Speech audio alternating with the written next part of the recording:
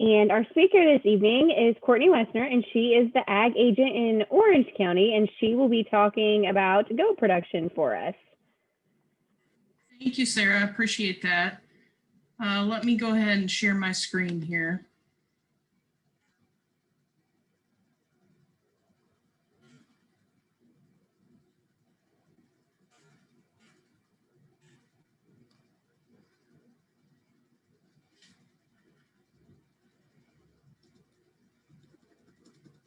Sorry, I was going through this. I'm like down the line. So, all right. To go ahead and get started today, I mean, kind of my main goal here and Sarah and I's goal, this beginning farmer group is just to kind of give you all the basics of goat production and really just a brief overview. And as I went through this today and kind of looked at the slideshow, a lot of the slides honestly could really and truly be presentations in and of themselves. And as y'all are kind of waiting and joining in, I want to make sure that everyone knows I'd really like this to be more of a discussion rather than me just kind of preaching. So please make sure that throughout the talk, if y'all have questions about anything, please go ahead and unmute and just kind of throw that out there. And I'll go ahead and say this is kind of my first time of giving a presentation on Zoom, so it's a little bit strange for me. But let's try and treat this as much like a room as we can. If y'all have questions or anything to kind of add to the discussion, please go ahead and just stop me and let's go from there and do that. Sarah went ahead and introduced me, and that's great. I went ahead and put a slide in the slideshow that just has my contact information, so you all have that if necessary, afterwards or whatever. And I'll tell you, more than anything from this talk, if you take anything out of it, please take my contact information. If y'all have questions or concerns afterwards, reach out to Sarah or feel free to reach out to myself. Just to give you all a little brief introduction about myself. So as Sarah said, I'm the extension agent in Orange County for Ag and Natural Resources. I grew up in Northern Indiana on a seed stock cattle operation. Worked for the American Simmental Association, the Cattle Breed Association for several years before I transitioned to Extension. And then initially within Extension, worked within the 4-H program some, and then now switched to my current position. So that gives you all a little bit of background. I was an animal science major at Purdue and have, quite a bit of experience primarily with beef cattle, but was, involved in 4-H and FFA, and then heavily involved in livestock judging and that moving forward. So kind of my initial slide. I laugh because, I want y'all to know, and, feel free to unmute and kind of add to the discussion here as I'm talking. But when we talk about beginning farming, it's one of those things. It's like, this cartoon, I kind of read it and I was like, that makes me laugh. And I think Sarah could probably say the same thing. It's like, as an extension agent, this like really spoke to me of, all right, so we talk about making a decision and it's like, all right, we got two things in front of us and it's like, which one do we actually pick? Because they look about the same to me. So kind of what I wanted to do within this talk is give you all the pieces to kind of say, is adding a goat portion to my operation, or even starting out with just a goat enterprise, a good idea? And I laugh because this is like a daily feeling of mine in a way of which resource do we actually choose? And at the end of the day, a decision, being made, whether you're an introductory farmer or an extension agent, et cetera, and even in terms of resources, sometimes it's a hard decision to be made. And I think that's something as like a cumulative group, we need to really kind of be aware of, is that the struggle in that is actually kind of real. So my kind of hopes within this talk is that I can give you all some pieces to really be able to kind of sort through that as to does a goat production fit into my either current farming operation, or does it fit into something that's maybe a new enterprise? The first slide here, there's a decent amount of information here, but it's basically just basic kind of goat production information. And I think an interesting thing when we talk about goats, so goats really, as we talk about domesticated animals, they were one of the earliest domesticated animals of all of the domesticated animals we have. So right around 6,000, 7,000 BC. Goats, in terms of gestation length, 155 days, which is approximately 5 months. You can really expect your female goats to be able to kid at a year of age. And these are kind of averages. A 21-day estrus cycle, so the same as cattle there. Another thing I'd say in general about goats, and we do this, and I'm even guilty of it at times, is a lot of times we'll talk about small ruminants and we put goats and sheep in the same sentence. And we talk about that even in terms of kind of production settings. But really and truly, goats really should not be put in the exact same sentence as sheep. They're different in many ways. So the primary way that goats are different is goats are foragers and browsers, and cattle and sheep are grass eaters. So Sarah can probably attest to this. We get a lot of calls in the extension office like, I'm going to get goats to mow my lawn. Okay, well, yeah, goats probably can mow your lawn, but if you put them in your lawn and you got a bush in the front of the house, they're going to eat the bush first and then they might eat the grass. And that's really the difference between kind of sheep and goats. From a production standpoint, 2.1 kids in a year is average for goats. And the other thing I'll say, and I thought this was interesting when I actually read this point, so I put it in there, how it relates to goat production, I think is pretty loose, but goats, different than sheep, they'll very easily revert to feral or wild conditions, which I think speaks to the hardiness of the species as it compares to other ruminants. So the only domestic species that would actually return to a wild state as rapidly as a goat is a cat, if that gives you any kind of idea. Compared to some other species that we normally talk about, I'd call a goat relatively low input. So it's really a great choice for kind of on-farm production diversification if you already have an operation going. And it's really a good choice for kind of entry-level farming and ranching as well. And we'll go through the rest of this kind of slideshow, but in terms of kind of challenges as we cite goat production, really predator control, fencing, and parasite management are some of the biggest challenges when we talk about raising goats, which I think are all handleable at any level, really and truly. And then the fourth one is marketing, which I think honestly, sitting here where we're at, is less of a challenge for us just because we have such a built-in ethnic market and really a strong market for both goats and sheep here where we are. So I talked about kind of that decision-making part, and I think it's important as we kind of talk about goats as a whole to know that kind of one of your first decisions within this is within goats as a species, we have both meat breeds and dairy breeds, no different than cattle as a species. So we have subsets within that. And I think really the important thing there is kind of beginning with end in mind. So if your mind is creating a terminal product that then, you know, at weaning time, you're taking to the sale barn or you're selling direct to the ethnic market, great. The dairy side of things, you know, we're lucky here once again in terms of logistics of where we're at, geographically speaking. There's a niche market in terms of being able to actually sell dairy goat product as well.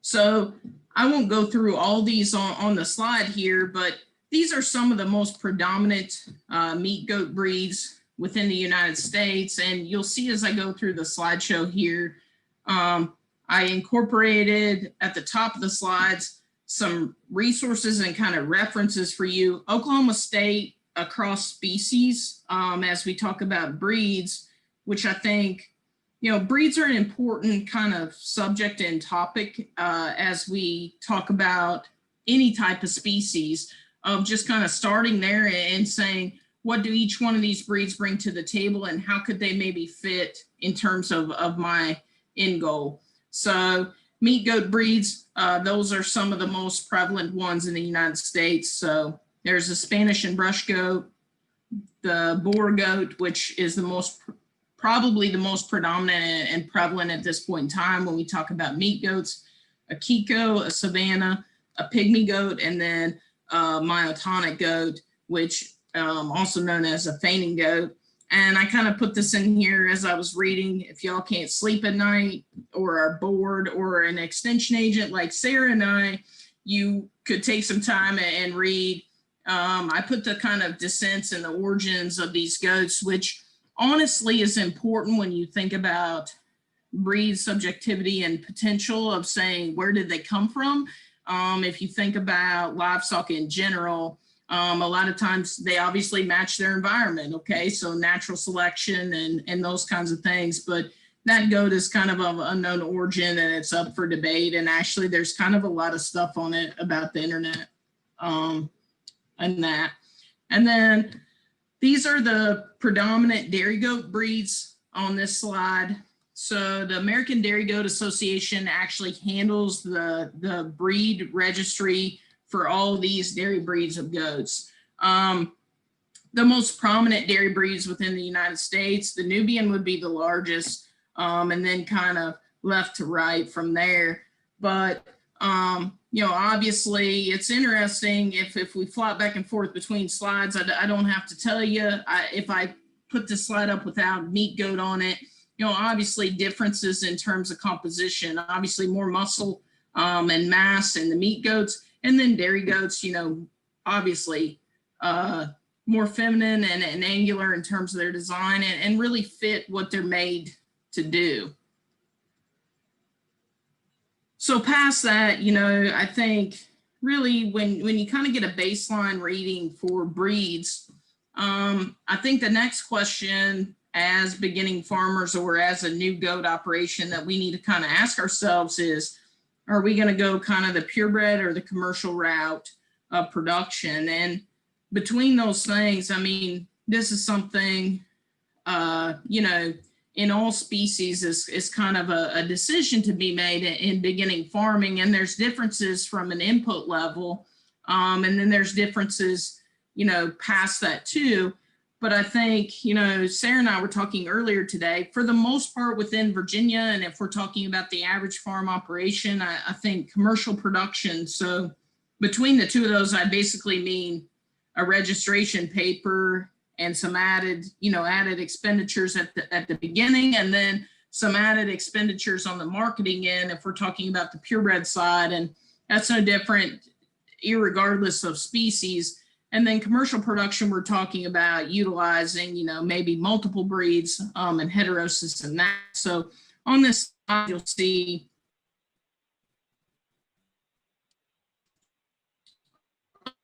on the left side there, goat and a painting goat at the bottom.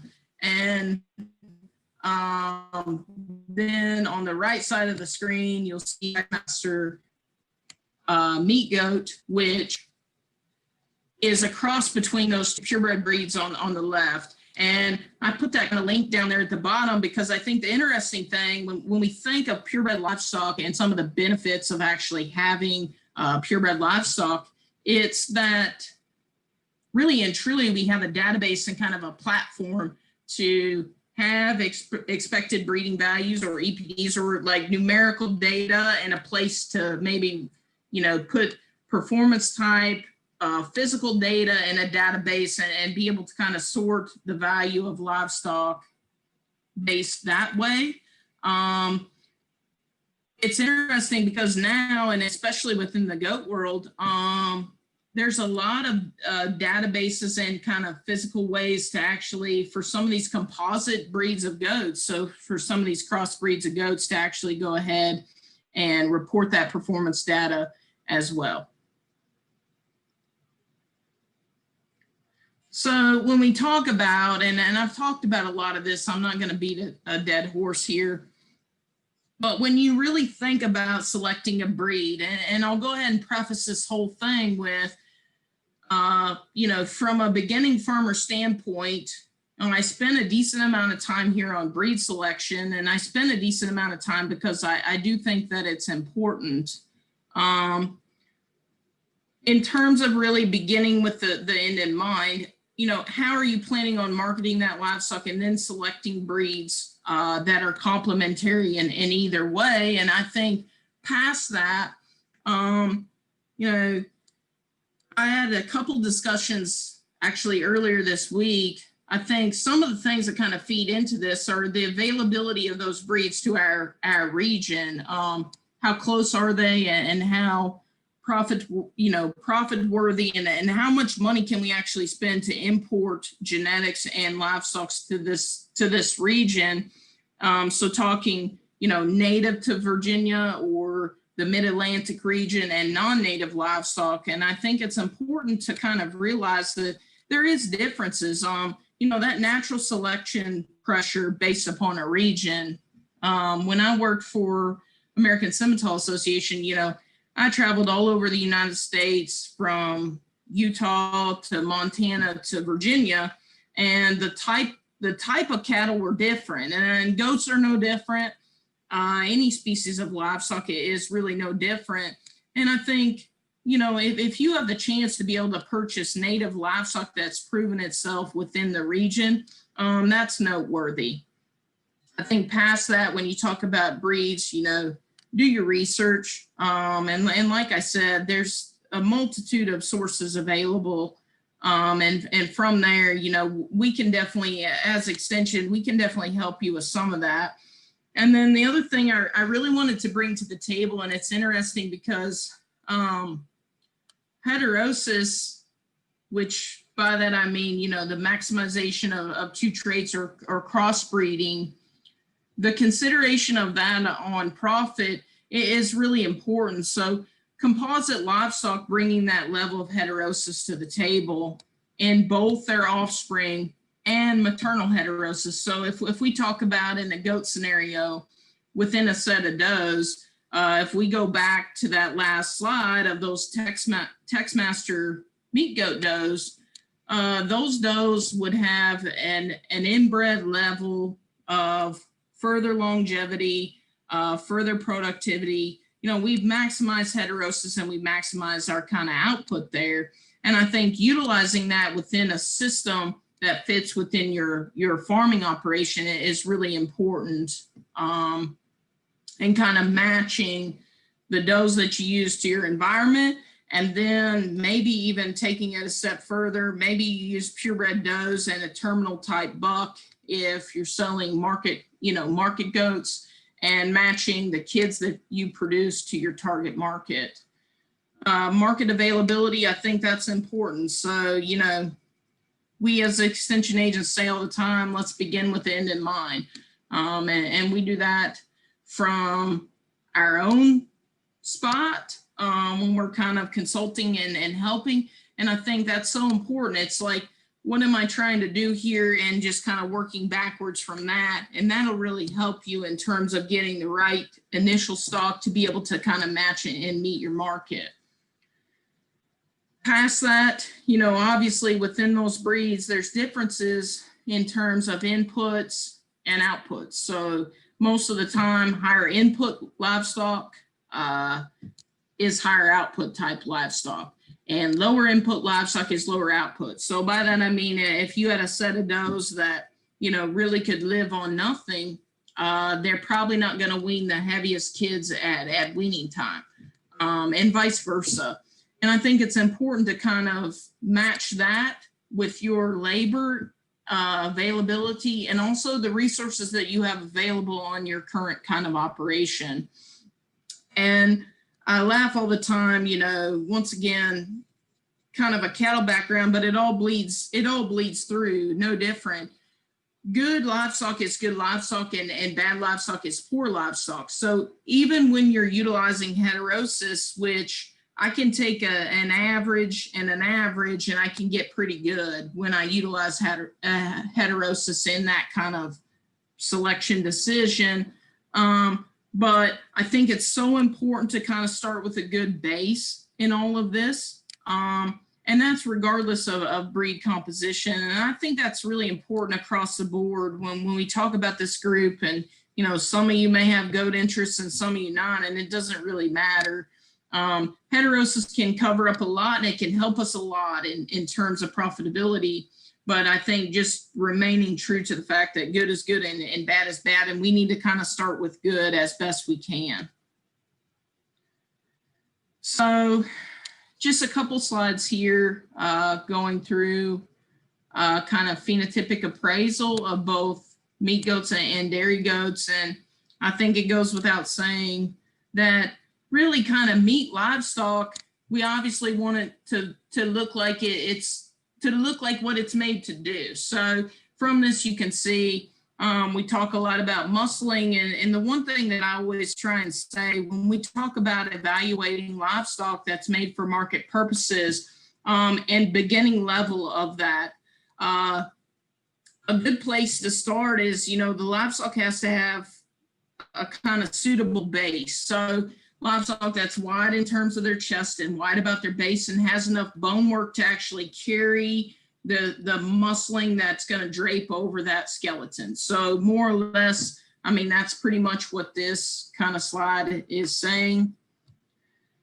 And then switching back to the dairy goat side, American Dairy Goat Association, different than the market goat side, actually has a scorecard that kind of gives you a phenotypic appraisal standpoint. And so from there, it's much less subjective than the market side. And you can kind of see here, so these are kind of the linear traits that ADGA selects for.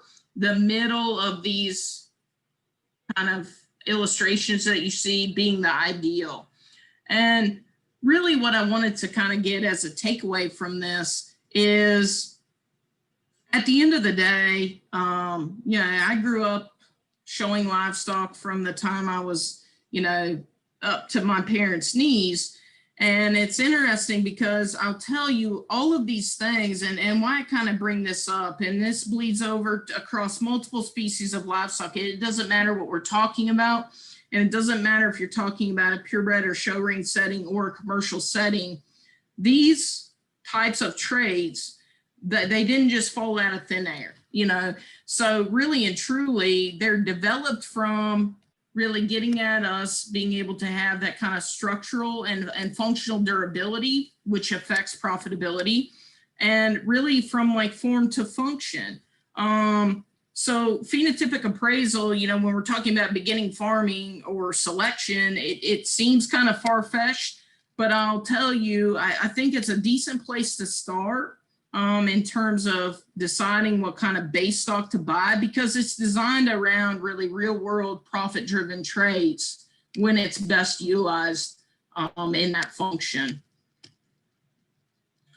So with goats, I said it earlier, I think one of the biggest challenges with raising goats, and the calls I get the most, and the biggest challenges that we get, even when we're kind of adding this to an existing setting, is the fencing part. So I told you guys earlier in the presentation, a goat, it's basically, it's as wild as we get, okay?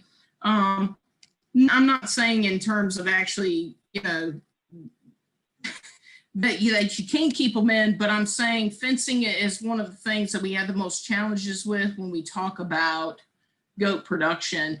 And to go ahead and say, if you're sitting in a spot where you have existing fencing, there's definitely modifications that can be made to that fencing to be able to make goats a viable option, okay? And that's something that, you know, I'm not putting this out there to scare anyone away from that. And in fact, I've helped a couple clients with that as we kind of went through. So if you have an existing fencing situation right now, I think there are ways that we can kind of change that fencing to make this a viable option to add to your existing operation. These kind of stats that I have here, and I'll read through them because this is pretty universal and standard when we talk about goat fencing. In terms of perimeter fencing, goats really do train to electric well. They do. It's just a matter of spacing kind of to be able to keep them in. So high tensile fencing, which high tensile, when we talk across a multitude of species, again, was one of the most economical ways to really fence livestock in general. But for goats, we need 4 to 5 strands of high tensile, and that voltage right there, 4,500 to 9,000 volts is pretty average of what we need to be able to kind of train them and make them know. And it's funny because growing up around cattle, goats are not any different. I swear to you, it's like they're trained to hot wire. It's like the day that the charger stops working, then they're out. Somehow they can kind of sense that and kind of feel that. But that 4,500 to 9,000 volts charge, that'll definitely keep them in. And like I said, the spacing is what becomes important here. So 6 to 8 inches off the ground normally is pretty decent in terms of those bottom wire spacings, and then 8 to 12 inches kind of spacing on the top wires. And like I said earlier, this is a really brief general overview. There is no way I could literally give a talk on each one of these things for the amount of time that I'm giving you this whole thing. So I want y'all to really know that, you know, reach out if you have further questions, or just stop me here in the talk. But that's kind of the ideal. For goats, we usually say 42 inches tall at a minimum. And then know that goats as a species, they really would rather crawl than jump. So it's kind of that ground wire and that wire that's really level with their chest, and that's the most important. There are electric woven wire options in terms of electric type fence or high tensile type fence, which you'll see in the picture there. That fence really works very well. It's cost prohibitive for some operations. Okay, so from that, I think there are ways we can kind of work around if cost becomes an issue. Woven wire is another way that we really can use to go ahead and fence goats. And woven wire comes in a variety of sizes, but the most common are that 6x6, 6x9, and 6x12 options that are really commercially available. Knowing that type of fencing, we're talking 2.5 times the pricing of 5 strands of hot wire. Okay, so it's not that it doesn't work, it certainly works for some operations, and it's not all. That's cost prohibitive from there. So, and then thinking about those commercially options that are available there, the 6x9 and 6x12 options, which are fairly new. You know, I say fairly new, it's probably 10 years new, but still fairly new. They're actually cheaper, and goats won't get their horns caught in that type of fencing. So, you know, if they stick their head through, they can pull it out without getting their horns caught. If you use a 6x6 option on woven wire, we're going to probably tell you that we need to kind of offset that fencing with a hot wire that's 6x15, that's 12 by 15 inches off the ground. Okay, so a foot off the ground of hot wire, and then we should be good on that 6x6, just to make sure that the goats, you know, are not sticking their head through and getting hurt.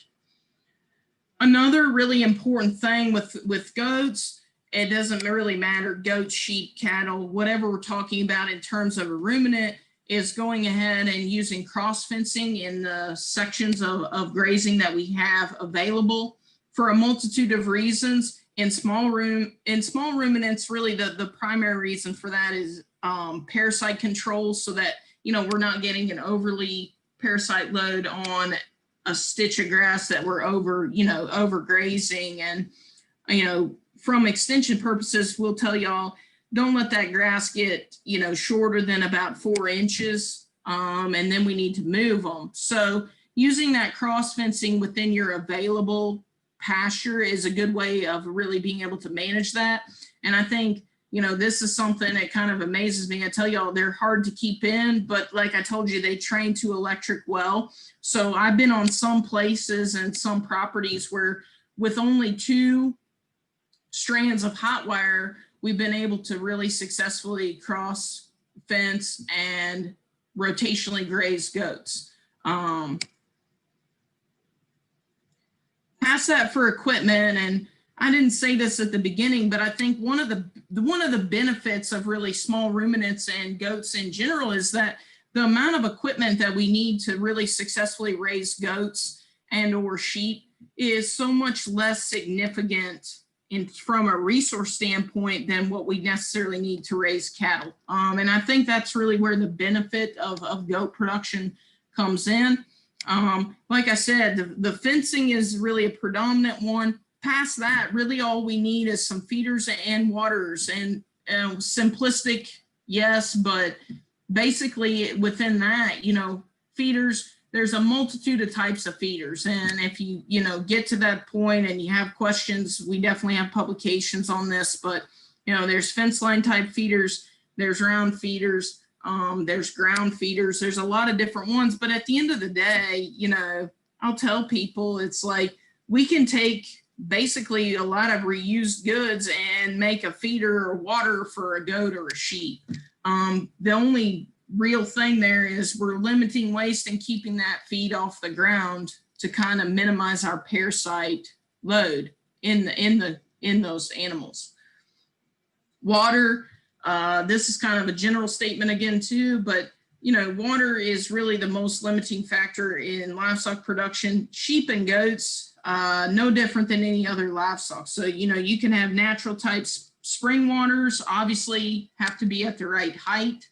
I've been places too, though, where we've literally taken a spring water that was of cattle height and then just fed it to floated water, you know, that's of sheep and goat height. So what I'm getting at is, you know, within all of this stuff, it's like maybe we don't exactly have this, but there are adaptations that can be made to properties and existing kind of farming operations, or, you know, some where I've been at a cattle operation and we literally just fed the water down to, you know, sheep and goat size. For kind of healthcare equipment, pretty minimal for a goat. And in fact, in my mind, as minimal for any kind of small ruminant species or even ruminant species in general that we have. So vaccine wise, I put a link there. We're not going to go totally into that because like I said, I mean, all these, we could have a separate talk on each one, but really and truly, you know, you're talking minimal in terms of vaccines, mainly just making sure we're vaccinated for CD and T. And then, you know, for beginning farmers, I think it's important and kind of noteworthy to say, one of the main things, you know, if you're talking about getting any species of livestock that we need to be doing is developing some kind of relationship with the veterinarian, and really developing that kind of VCCPR that they know what you're doing, and then kind of going from there and developing what really works, because this varies from operation to operation depending on what you're kind of doing. And then past that for a goat, past the vaccines, foot trimming is another one of the kind of labor type things that we have. And you'll see in the picture there, that's just I mean, it's a sheep in the picture, but it'll also work for a goat, but it's just a turntable to be able to flip them up and get to their feet. There's another company that actually makes just kind of a netting back type of chute where you just kind of back the goat into the chute and can flip them up and be able to get to their feet easily to trim their feet.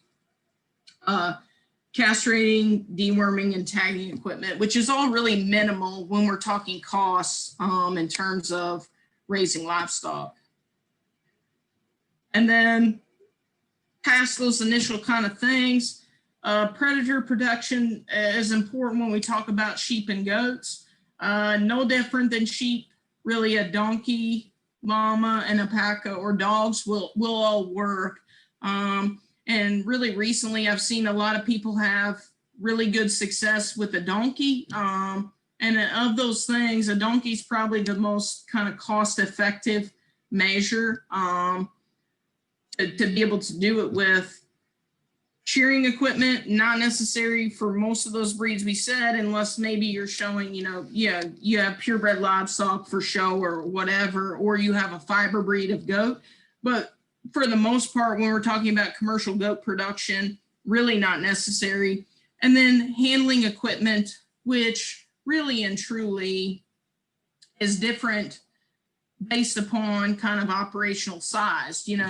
The good thing about a goat within this region is, goats help a lot of people get to land use. When we talk about in some of these counties, we need $1,000 to prove it. We don't need a whole lot of goats if they're having 2 a year and we're selling them for $2 a pound. We don't have to have a whole lot. So handling equipment, that could be scales. They make chutes and kind of alleyways, no different than same, cattle equipment, just scaled down to be able to kind of handle goats and handle them safely. But like I said, all that I kind of call optional, especially when we're talking about a beginning sized operation. And then in closing here, I wanted to just talk a second about parasite control. And really and truly, this is one of the most challenging, it is the most challenging management of small ruminants, is going ahead and managing parasites. So there's a multitude of reasons as that, but in general, we have quite a bit of resistance when it comes to wormers and small ruminants. And past that, if you think about how a sheep or a goat kind of grazes, sheep more so than maybe goats, they graze, right at the ground. They're pulling that root basically of the plant right up out of the ground. Horses the same. And so our parasite load, which if you think is coming from the environment, is higher in small ruminant type animals than a lot of other animals. So in terms of controlling that, there's several, very effective means. And I think in general, for all of us moving forward, it's really important that we're kind of, responsibly using this. Resistance didn't build up overnight. We got to utilize these kind of tools. And like I said, we could have a talk on every single one of these, but I think it's important to just be aware of these kind of targeted words here. So the FOMACHA scoring system, you guys can see that guide over to the right-hand side of your screen. That's used to really measure anemia that's associated with the barber pole worm, which is the most devastating worm species to small ruminant animals. So more or less, you're checking the eyelid of the animal, kind of matching it with that color code over there and saying, is it acceptable or not acceptable? And then do we go ahead and dose and treat and worm this animal or not? The 5-point check was developed also out of South America, but it's an extension of the FOMACHA scoring system. It was developed for sheep, but within that, we can still definitely use it for goats. So the only thing that differentiated it was the nose check in sheep was replaced with coat condition for goats. Fecal egg count is something that you'll hear and see if you go ahead and Google parasite control for small ruminants. It's a little bit different than those first two things listed there. And by that, I mean, we really don't use it to determine should we treat the animal or not. So it's not really used as a singular diagnostic exam to say, do we treat this animal or do we not treat it? Really and truly, in most cases, we use it to kind of monitor pasture worm conditions. So, and then also test for drug resistance. So it can be a pre and post worming test within your herd to kind of say, do we have resistance to this type of wormer or not? Targeted selective worming is another term that you'll really hear used within parasite control in small ruminants. And that's saying, when we talk about how resistance was developed and happened to begin with, it happened because we were treating sheep and goats, and cattle. I mean, we're developing it within that too, that had acceptable worm levels, okay? That really weren't to the point that it was affecting their profitability or their production standing, et cetera.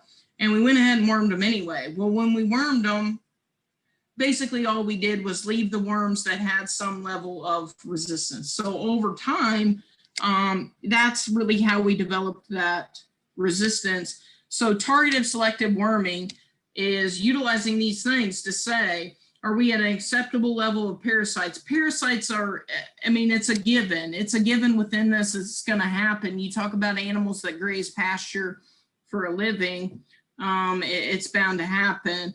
And then another term that you might hear is IPM, so integrated pest management. So more or less a utilization of several different kind of management practices to go ahead and control parasites. So that could be, like I talked earlier, when we talked about rotational grazing and making sure that we don't graze a pasture down past 4 inches, along with a certain, dewormer, and then maybe along with, I actually watched a talk this week about a product called Bioworma, and that product, is really geared at, it's basically it's a fungus that we feed, and then past that fungus can attack nematodes within the waste of the animal. So IPM basically utilizing multiple modes of attack to go ahead and manage parasites. And that's something that we became much more aware of here recently. And that's definitely something that, you can become further aware of from there. So I know a lot of information in a short period of time, but if any of these things, and like I said, each one of these could have been a talk in and of itself. So if anyone has any questions, I definitely welcome those at this time, or even just comments.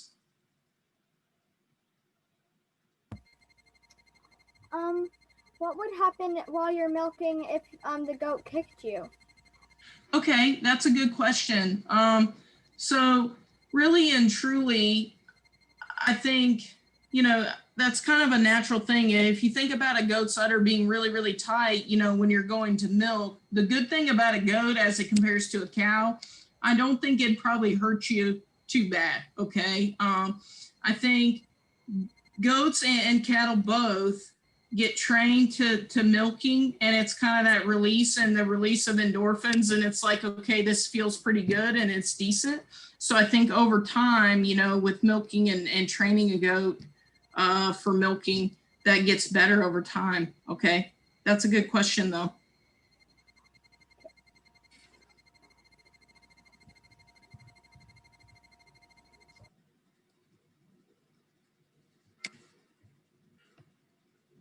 Does anyone else have any more questions? I'm happy to take those, even just comments. I really appreciate Sarah having me on tonight in this group. So I think, I told her I'd like to make this kind of a ritual. I'd like to kind of join your all's group and be there. So if anyone has any more questions, even just comments, I definitely welcome that. I know this is hard because it's hard for me too, being on Zoom.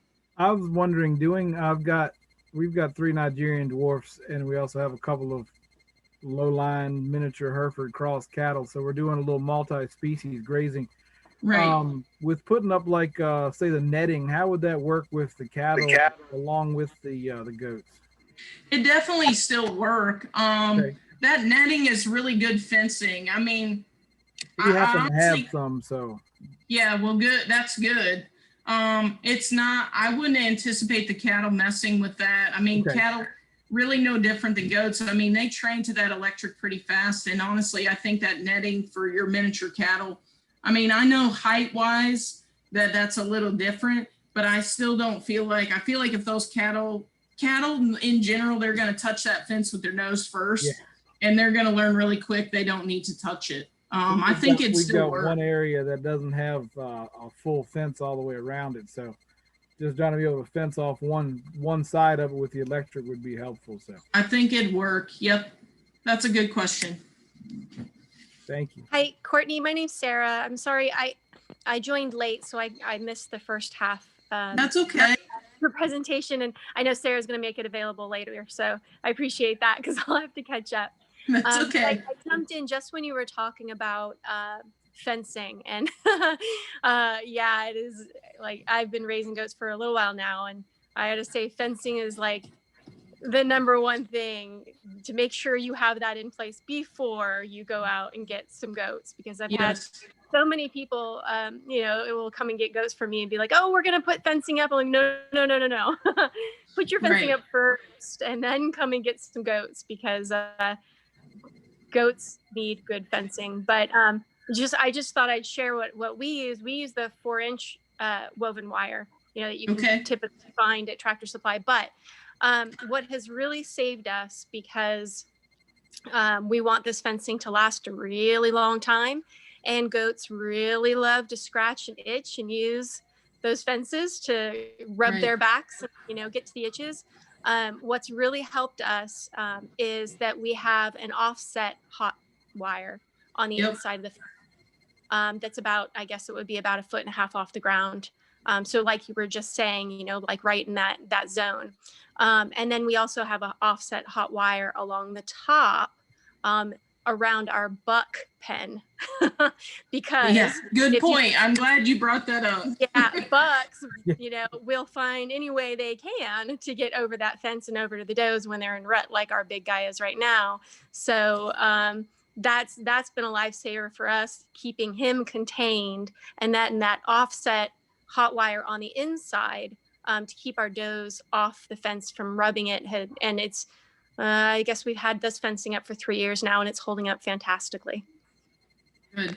Sarah, what your top hot wire, how high did you say that was? So the fencing is what, 42 inches high, and it's like I guess it's like 2 inches above.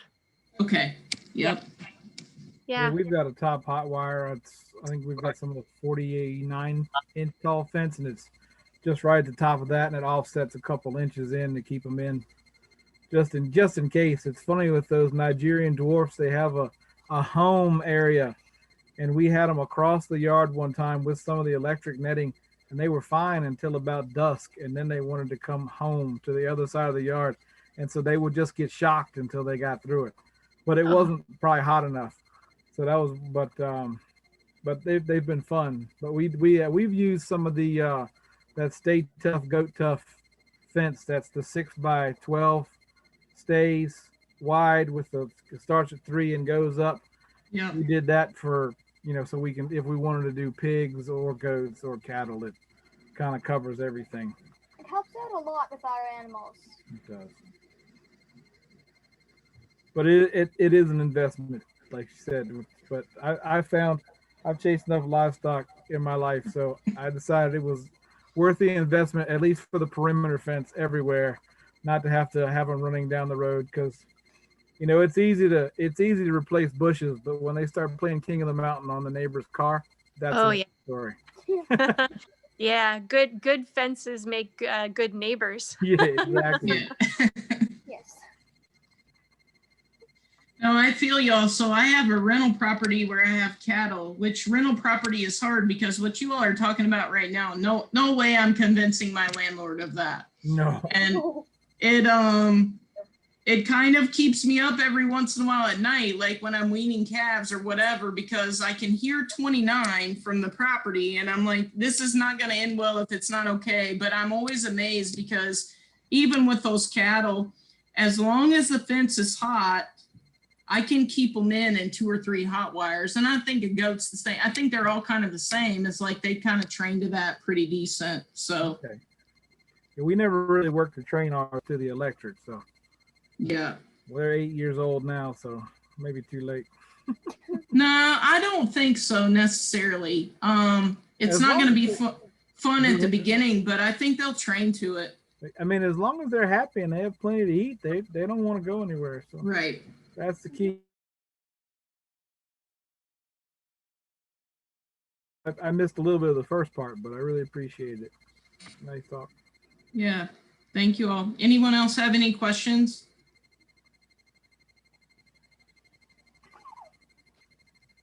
I And don't like I have said, thank you all for having me tonight. And I really enjoyed this. And also, you know, this group, I think this is a great thing kind of moving forward. I think it's good. I mean, Zoom is hard. And I mean, I'm getting used to it too. It's easier if we were sitting in a room to talk to each other, but I'm really thankful that I could be here tonight with you all. And moving forward, I don't know where you all are located at, but know that I'm right there in Orange, and Sarah and I work closely together. So if you have any questions, you know, please reach out to us, and it doesn't matter what it is, we'll kind of find the answer. And I hope moving forward, I can, you know, keep jumping on this and become a part of this group. So. Well, thank you. Thank you. Yes, thank you all. Thank you all for coming, and I will